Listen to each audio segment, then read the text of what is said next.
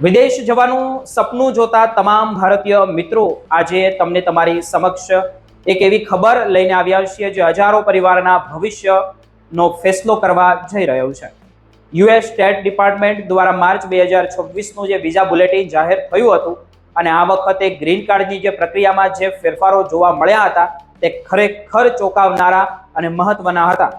ખાસ કરીને જેઓ એમ્પ્લોયમેન્ટ બેઝ એટલે કે EB1 અને EB2 કેટેગરીમાં અરજી કરીને બેઠા છે તેમના માટે આ સમાચાર ખૂબ જ ગંભીર છે, કારણ કે ફાઇનલ એક્શન ડેટમાં જે હલચલ થઈ છે તેની સીધી અસર તમારા ઇન્ટરવ્યૂ અને ગ્રીન કાર્ડ મેળવવાની પ્રક્રિયા પર પડવાની છે। સૌથી પહેલી વાત આપણે એ કરીએ કે EB1 કેટેગરીની જેમને એક્સ્ટ્રા ઓર્ડિનરી એબિલિટી ધરાવતા લોકો ગણવામાં આવે છે।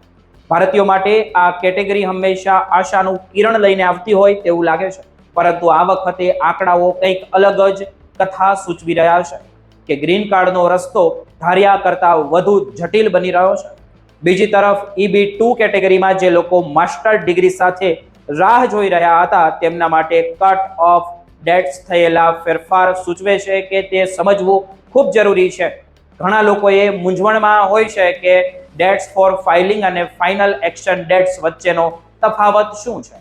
તો સમજી લો કે ડેટ્સ ફોર ફાઇલિંગ તમને પેપર વર્ક સબમિટ કરવાની છૂટ આપે છે, પણ ફાઇનલ એક્શન ડેટ જ એ નક્કી કરે છે કે તમને ક્યારે ગ્રીન કાર્ડ આપવામાં આવશે। મિત્રો, આ મહિનાના બુલેટિનમાં બંને તારીખો વચ્ચે જે ગેપ જોવા મળ્યો છે તે આવનારા બુલેટિનની અંદર શું થશે તે જાણવું ખૂબ રસપ્રદ રહેશે। તે ભારતીય અરજદારો માટે એક મોટી ચિંતાનો વિષય પણ બની શકે છે અને સારા સમાચાર પણ આવી શકે છે। જો તમારી પ્રાયોરિટી ડેટ આ નવી તારીખોની અંદર આવતી હોય તો જ તમે I-485 adjustment of status file કરી શકશો, અન્યથા તમારે હજુ લાંબી રાહ જોવી પડી શકે છે તેમ છે, અથવા તો એવું કહી શકાય। જાણકારોનું કહેવું છે કે વિઝાની જે ઉપલબ્ધતા અને રેટ્રોગેશન એટલે કે તારીખો પાછળ જવાની શક્યતા હંમેશા રહેલી જ હોય છે। આથી જ આ માર્ચ મહિનાના અપડેટને ગંભીરતાથી લેવા જોઈએ।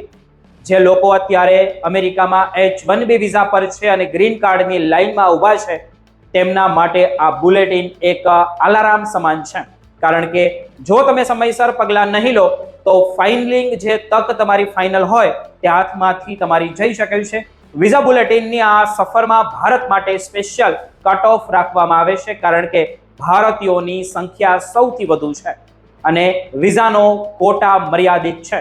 આવી સ્થિતિમાં માર્ચ 2026ના આ આંકડાઓ દર્શાવે છે કે આવનારા મહિનાઓમાં વેઇટિંગ પીરિયડમાં વધુ વધારો થઈ શકે છે, કેમ કે તે અંગે એક્સપર્ટ અલગ અલગ મંતવ્યો આપી રહ્યા છે, પરંતુ હાલના તબક્કે તો એટલું જ ચોક્કસ છે કે જે અરજદારોની તારીખ મેચ થઈ રહી છે તેમણે એક પણ ક્ષણનો વિલંબ કર્યા વગર પોતાના ડોક્યુમેન્ટ્સ તૈયાર કરી લેવા જોઈએ, કારણ કે અમેરિકન ઇમિગ્રેશન સિસ્ટમ ક્યારેય પણ પલટી મારી શકે છે।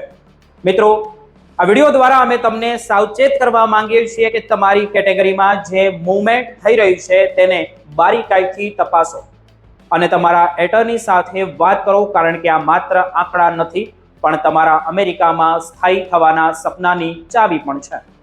મિત્રો, ગ્રીન કાર્ડની આ લાંબી લાઇનમાં માર્ચ મહિનાનું બુલેટિન એક નવો વળાંક લઈને આવ્યું હતું, પરંતુ હવે જે એપ્રિલ મહિનાનું આવશે તે વધુ વળાંક સાથે જોવા મળશે અને જે ઘણાના નસીબો ખોલશે તો ઘણાને હજુ ધીરજ રાખવાની છે તે મજબૂર પણ તેમને કરશે કે ધીરજ રાખો, તો તૈયાર થઈ જાઓ આ નવા બદલાતા જે પણ નિયમો છે તેને સ્વીકારવા।